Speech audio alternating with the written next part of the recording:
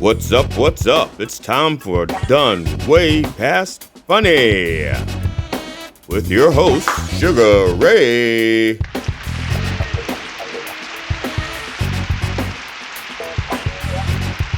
And G.D. Fenderson.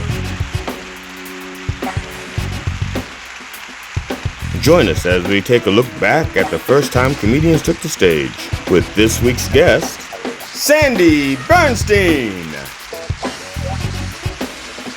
It's time to get down and get dope with Done Way Past Funny.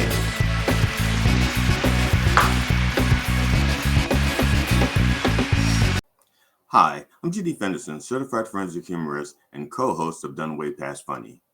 Our episode with Sandy Bernstein ran way beyond our 30-minute runtime for our show, so we made it into two 30-minute shows. This is part two of our show with special guest Sandy Bernstein. Okay, segment three, part three. Yeah. But the other one, menopause, that's a little trickier for me. Yeah. A few months ago, I was in a meeting, and I got the grandmother of all hot flashes. And we're talking Category 5. Superstorm Sandy. I mean, I had sweat dripping off my nose. I felt like I was going to pass out. Now, most of the people in that room knew me, and they were all too well acquainted with my private summer. But a few of them, a couple of them were from another department, and one of them was a very nice young man, and he was extremely concerned about me. He was like, "Are you okay?" Man, what am I going to say? So I didn't want to say, "I'm going through the chain." That's not very professional. So instead I said, I really ought to stop smoking crack before coming to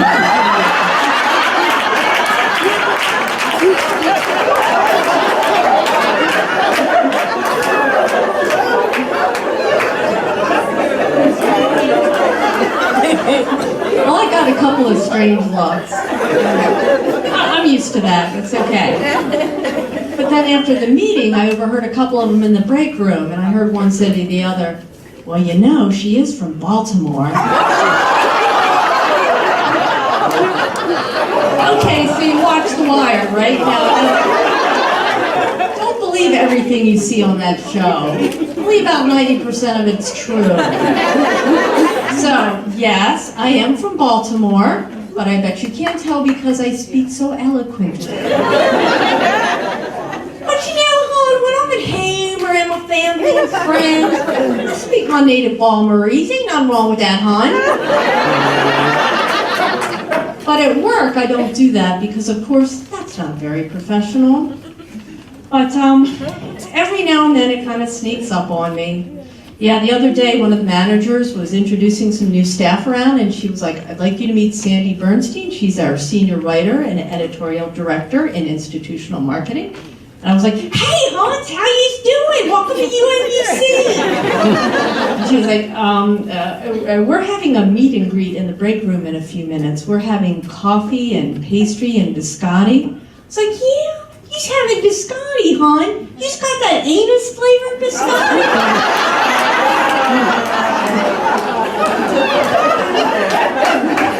5 things you should never say at work. I gotta close the loop here. Okay, something you should never say at work. You should see me naked. Now I know you're wondering why on earth this would even come up. I've got a good explanation, I'll tell you, but first, I just have to say one thing. After a certain age, nobody wants to see you naked. Not unless you've had work done. Anybody here had work done? Oh, who am I kidding? We're all on a state salary here.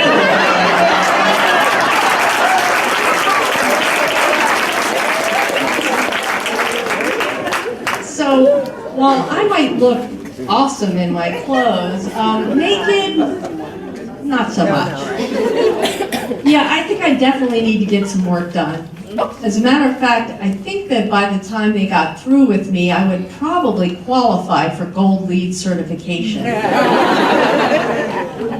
Okay, it's not like there's no one who wants to see me naked. I mean, I do have a boyfriend. Okay, well, it's not exactly like he wants to see me naked.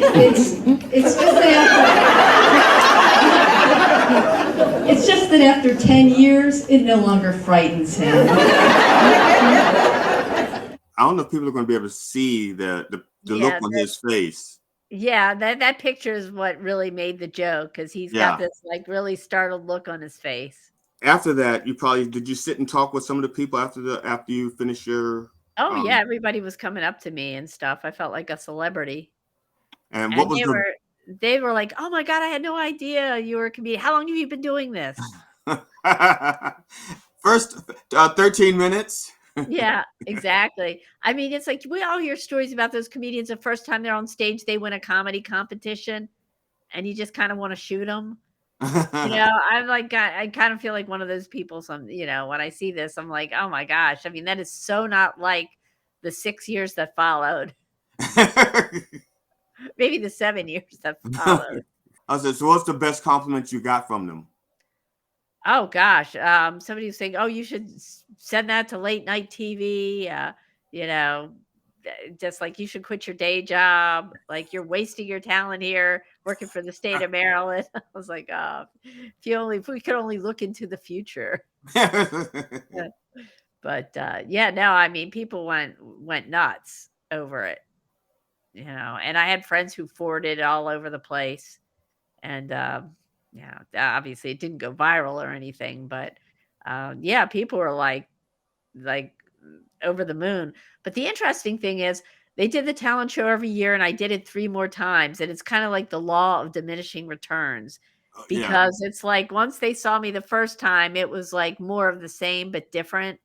Right. So I still got laughs, but nothing like that first time. Well, the first time you kind of caught them off guard as well. Exactly. They were not expecting that, and neither was I. But yeah.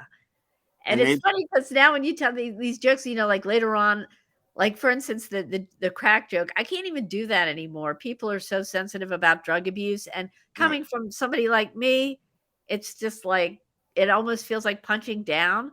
But when I used to be able to do the joke, I had a great tag. Instead of in the break room, I was in the bathroom, and I overheard people saying, oh, do you think she was serious about smoking crack? I don't know. She is from Baltimore. And then I go, that was rude. And then I go on to say, I nearly dropped my pipe. And that's the version I know. That's the version you know, right? Because I didn't see this version, but first time I worked with you or heard you on stage, that's the version I heard. Right. Yeah. Yeah. So, it's now you and I started at the same time. We're about the same age. Yeah. So was it difficult for you doing bringer shows? Because the people that would be our contemporaries usually don't like to stay up that late. You got it. Yes.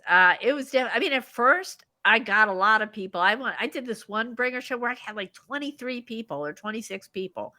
But let me tell you, since then, I don't do bringer shows. I can't do them. I can't even get people to come to free Zoom shows. And a lot of it is a function of age. A lot of it is that, a lot of my friends and family are in Baltimore, and a lot of times I'm performing in DC. But yeah, people my age, they just don't go out to shows. And so it's very difficult. I've lost friendships over it. So I just stopped doing bringer shows. People started blocking me. So no. It's not worth it. How old are you, Ray? I never asked you. I'm sorry? I asked Ray, how old is he? Oh, can't hear him. I saw him say something. Felt like you said 37. Was that 37? Like 37? Okay, he's 37. So he's young. We can't hear you. But can you hear us okay? Oh, okay. He can't hear us at all now. Son of a bitch. No, I'm just teasing. He's gone. Yeah.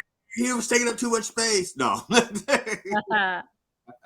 Yeah, but I mean, you think that when you see your first set it's awful and you can't. I mean, that was pretty good, and I wish I stayed that good. Now, I mean, if I had to do differently, I would do more pauses, and give people more of a chance to laugh. I wouldn't have worn that outfit. Then those dangling things on my.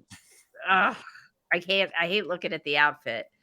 And I mean, I wouldn't have just been sort of pacing around. That's kind of like distracting. Yeah. Um, but I held the microphone properly. You could hear everything I said. And I think it was funny when I started to talk about my body, how the camera zoomed in. I'm like, really? That was funny of it in and of itself. I'm going to switch people around again. If you switched the view around in the beginning, we'd have had 2 different episodes, but now we got one long episode. They got 2 numbers on it. Yeah. But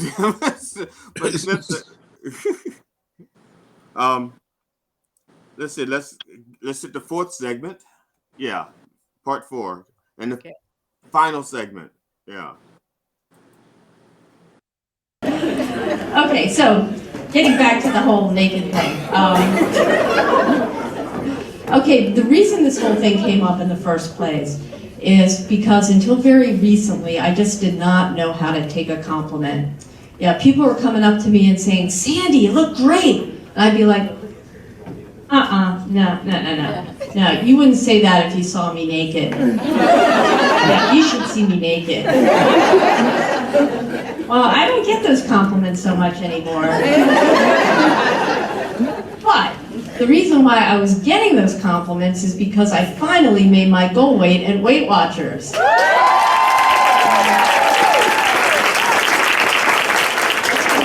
Who here's a Weight Watcher? Yeah, great program. So, I finally achieved lifetime, but all the Bravo stickers and keychains in the world could not convince me that I wasn't still this fat chick. Until one day, I was in the Target at PG Plaza, and this crazy lady got all up in my face and started yelling at me for no reason. Yeah, I mean, you wouldn't believe what she called me. I mean, she went off and called me a skinny...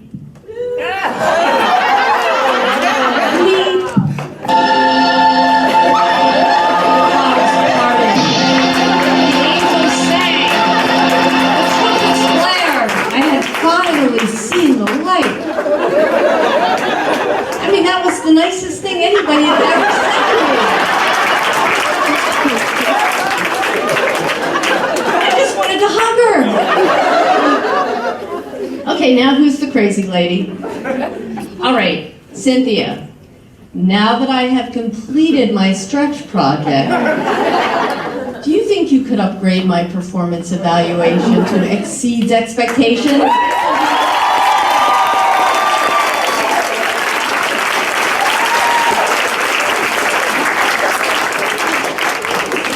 Okay, then solid performer? You're shaking your head. Okay, wait a minute. You know, if you leave it needs improvement, you're going to have to fill out the dreaded PIP, the Performance Improvement Plan? What's that? No, I'm not going to edit it for you. No way. Nobody wants to fill out those things. As a matter of fact, HR recently changed the name of it to Action Plan. I don't know about you, but I have no desire to be an action figure. I mean, you have to do something incredibly stupid to get written up around here, seriously. I mean, you have to do something totally irresponsible, like coming to work drunk, or I don't know, flip off your boss, or I don't know, maybe go twerking at the talent show. That's all I got. You've been awesome. Thank you. I wouldn't bow. I hated that. Moral of the story is she got a raise. Did you get a raise? No. She got a raise. But at least I didn't get written up. True. Aside from, like I said, okay, like the guy who did your technician, did Uh-huh. you get how often did you get to work, or how long did you get to work with him before this? Because Not at all. I mean, also well, how there was one like dress rehearsal, okay, and they were screwing it up then too. I mean, in subsequent years, I just did my own kind of tech. I just did the PowerPoint myself. oh okay, Yeah, and that worked out better. But I mean, of course, you can't recreate a PowerPoint, at a regular show usually, and right. and like I said before, a lot of that was inside baseball. They knew what I was talking about. They knew the people I was mentioning. So that made it a lot easier. It's nice to get experience producing shows and to get really want to do more hosting, because I've noticed the comedians who start hosting, their game goes way up. And one thing that I've struggled with is being more conversational and natural on stage and having more of a dialogue and communication with the audience. And the best way to develop those skills is to host. So, so I'm doing it. I'm not doing it for money, at least not the shows that Walter and I do. But I mean, so far it's been working out great, and we met a lot of really cool people. See, the hosting and doing comedy and it's just different skill sets. It is. It It's really a different is. skill set, and I don't want to mention a booker by name, but Mm. a booker had said that that's how you do that's the progression. You Yeah. learn your 5 minutes, you learn over 6 months, and you do your practice your 5 minutes, and then you eventually will get to host, and then it may be feature, and then headline. And I asked him, I said, what if you're a terrible host, but you're a really funny comedian? You have a good, solid 15, 20-minute set, but you're a terrible host. I said, Uh-huh. then what happens to you? And he didn't have an answer. And rather than try to find an answer, he mocked me in front of everybody Uh-huh. and wouldn't talk to me. And he would disrespect me every time he saw me because he thought I was trying to make him look bad. And I wasn't. I just wanted to know, what do you do? Right. Because I'm a terrible host. Right. But yeah, I don't it just I never liked at first I never liked hosting or liked the idea of hosting, but then I started seeing other people who were hosting and just saw how much better they got, how quickly they progressed. So I just bit the bullet. It's hard. The thing about hosting that's difficult is and I'm an egomaniac and an attention whore, and it's just realizing that, hey, this is not about me, it's about the show. And my first obligation isn't, to bring glory to myself, it's to elevate the show and to make other people look good. And it's kind of a bitter pill to swallow. But once I got used to that idea, I became more down with it. You see, I'm with you about the knowing that the function of the host. I understand all that, Right. But I but mean, I don't think there's any one road to it. You know what I'm saying? I mean, yeah, I don't think because you're not hosting that eliminates you from consideration in other contexts. You know what I mean? I think there are many different avenues that you can take. And I mean, maybe that's like the traditional right. club route. But I mean, comedy clubs, it's not that lucrative. I mean, you could very easily like go into doing like, corporate work or private parties or colleges where you just kind of bypass that whole hosting thing and you're making a lot more money. Yeah. That's why I'm working on clean material. Ray, how's your hosting game? Yeah, so. It just depends on whether or not that I can remember what I'm doing. See, Yeah. I know I'm not as bad at hosting now as I was 8 years ago, Mhm, but I'm an attention whore, and mhm. I'm an egomaniac. And so, yes, I think it's about the show, but I think the show is about me. So, Uh, Exactly. That's my problem. yeah. Now you just had, So you know I'm what? like, y'all let me get on stage.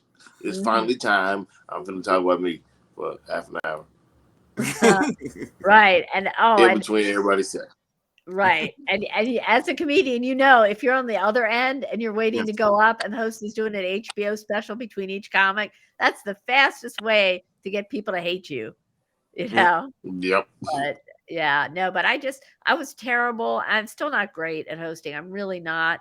So it's just reps. It's just putting in reps. And fortunately, these shows that I run with Walter, they're free mics that we put on. So the stakes are low, the Right. bar is low. And and everybody's really supportive and they like us. So, they're down with it. So that helps a lot. And I'm really challenged when I do the hosting for Try It Out Comedy because it's a room full of people, non-comics.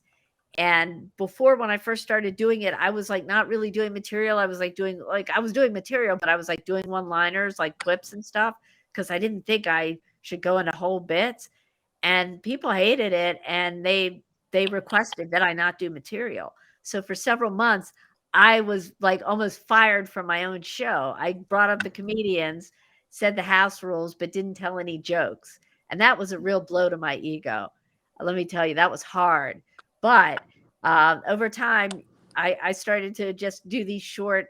I kind of worked my way back in, and I did like short bits. And then I realized the complaint was that they were, just kind of disjointed jokes and stupid one-liners. When I started actually doing material, like very brief, but material, then, they were down with it. So they tolerate me now. I still don't get the same level of laughs as a host that the comedians that I book do. But that's not bad. As long as they don't hate me, as long as I'm not tanking the show, that's a good thing. I'm just kind of like opening things up and so that was a humbling experience, but I learned a lot.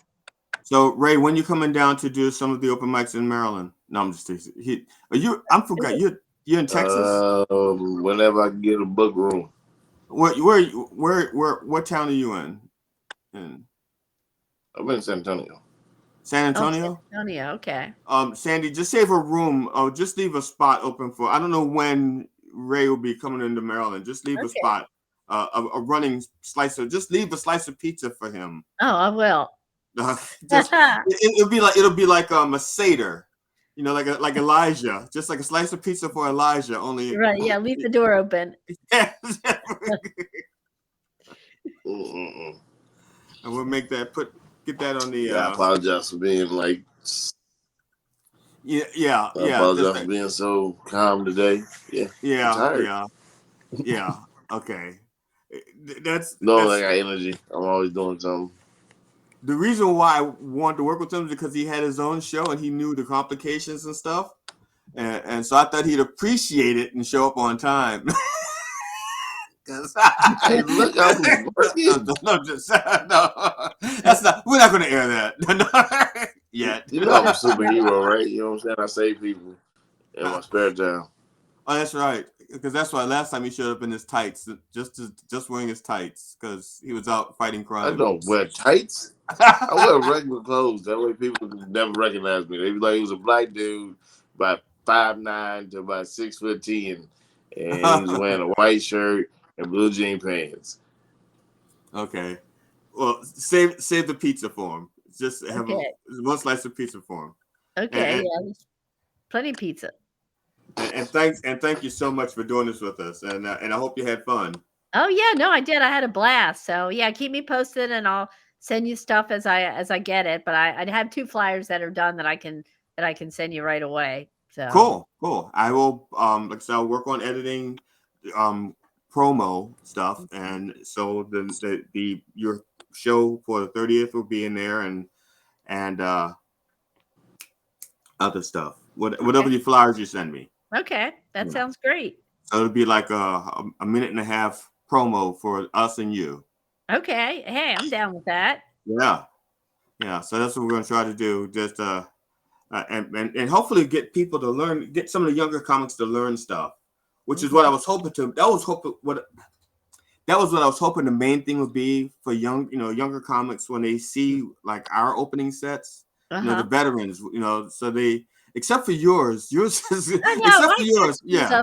Yeah, I mean, I should have found like a shittier one, but it wasn't my first set. This was actually my first. Yeah, and that's the name of the game. What we'll do is we will do a Sugar and I will do another show. We'll call it Reset, and we'll have people bring on what they think is their worst set, and we'll talk about that.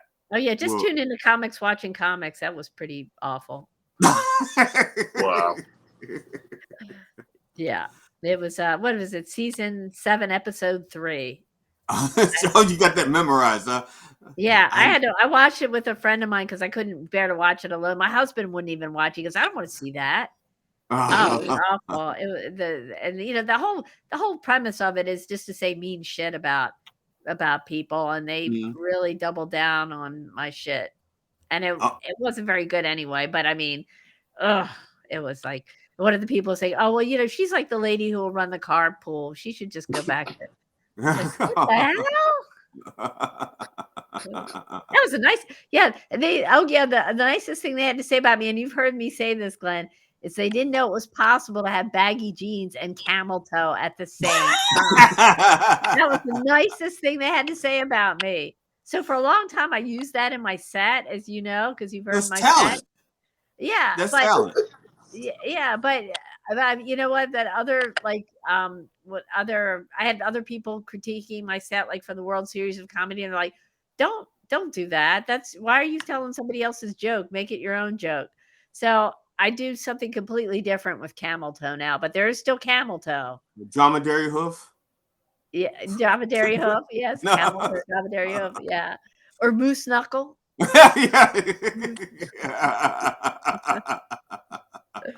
Yeah, no, one of my hot breath sets was with moose knuckle in it. I think actually is one of the ones that I don't know. I can't remember if I actually said moose knuckle in that set or not, but that's kind of where it came from. Well, you're the But only person I've ever heard say it, so it's yours. okay. Well, no, I've heard moose knuckle before. Oh, Yeah, I have okay. heard it. I've heard maybe it's I don't know if it's a regional thing or what, but it's yeah. And one person we were having a lively debate about it. One person said, "No, moose knuckle is a man's camel toe." And I'm like, "Really? I didn't never heard that I thought that distinction." was just a bulge. Yeah, that's what I thought. Yeah. Yeah. So I try to look it up in the Urban Dictionary, but my computer blocks it, as being dangerous. So I can't. Are You you doing know, this from work? no, And it's no. I mean, I'm doing this from my home computer, but it blocks it. yeah, but yeah, my home and my work computer blind because of course I tried it on my work computer. Yeah, fucking work computer. I don't care if it gets a virus. But yeah, no, yeah, neither one. So yeah, but that's too bad because there's a lot of good stuff in there, but I don't want Oh, to get I don't want to get a virus.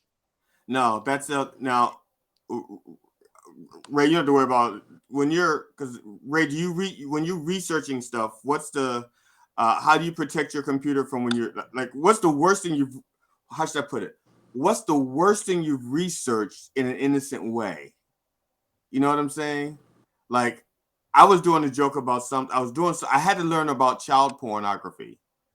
Okay, and so I just was trying to.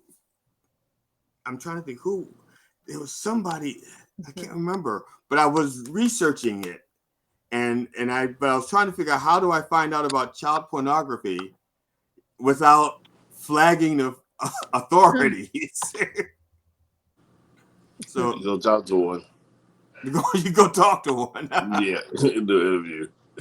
So where do you find these people? Registry. Oh, Oh yeah, they got a registry for that. okay. Thanks. See, I didn't know. I didn't. They probably got an app for that too, but Just walk up with a clipboard, act like you part of the system. Yeah, go ahead. Just start naming his name off. You're going to be like, oh shit, he's for real. He's just going to tell you everything. And you got to ask questions. yeah, they I got wasn't an app. looking at him, man. I was just turning my head. That's right. Yeah, they got an app for that. It's called Kinder. That's not my joke. I know I've heard that somewhere, but I thought Kinder was where kinfolks meet. oh yeah, that's true. No, that's ancestry.com. That's other people's out there. I've heard. I can't take credit for these. But, yeah. Well, thanks a lot. I Yeah. appreciate you doing this, and once I get it all, wow, we've been doing this one. This one was like an hour and 15. I got a lot of editing to do. Yeah, you got a lot of editing. And I kept you an hour over. I am so sorry, Sandy. That's okay. I don't. I'm fine. I didn't have like another later obligation, so, and I was able to eat dinner before, so that's good. Yeah, I just need to do a few things before I before I shuffle off to bed. All right. But Tell Tom what said hi. I will. He's probably in bed already. He's 10 Wake years him old. up and wake him up. Say, wake him up and go, Tom, Tom, Tom. Wake up. Glenn said hi. Go back to Listen, sleep. and look, I got my clothes on. Don't be scared. My clothes are on. All right, gentlemen. Well, it's a pleasure meeting you, Ray, and I'll be in touch with you guys. All righty. Likewise. Have a great night. All right, you too. Bye-bye. Bye now.